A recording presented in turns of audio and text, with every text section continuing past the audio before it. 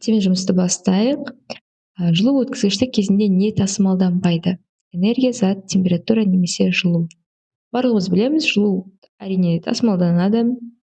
Жылу өткізгіштік кезінде тасымалданбайтын зат ол атайды тұрғандай зат. Өйткені жылу өткізгіштік молекулалардың қозғалысы арқылы жүретін жылу берілу түрі.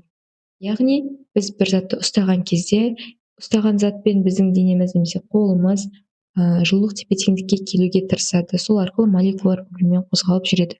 Бірақ молекулалар ол кезде ешқандай затты тасымалдамайды, біз ұстаған затымыз бізге жабысып қалмайды деген сияқты. Конвекция қай ортада жүреді? Тек қатты денелерде, сұйықтар мен газдарда, вакуумде немесе барлық ортада бірдей. Конвекция бізде сұйықтар мен газдарда жүреді. Өйткені конвекция ағын арқылы болатын жылу берілу түрі. Қай ортада жылу өткізгіштік мүлдем жүрмейді? Металлда, сұйықта, газда, вакуумде. Бәріміз білетіндей, жылу өткізгіштік вакуумде мүлдем жүрмейді. Өйткені вакуумда ауа жоқ, соответственно, ешқандай молекула да жоқ. Күннің жылуы жерге қандай тәсілмен жетеді? Жылу өткізгіштік арқылы конвекция, сәуле, диффузия. Барлығымыз білетіндей, бізге не түседі? Күннің сәулелері түседі. Ультрафиолет сәулелері. Сол үшін күннің жерге жылу жіберуі ол сәуле шығару арқылы жүреді екен.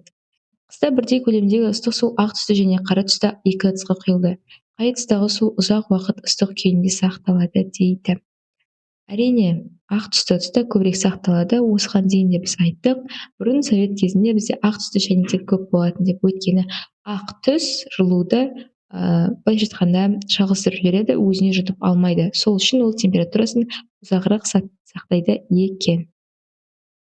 Болды, осымен қатемен жұмысымыз тәмам. Келесі сабақта көріскенше.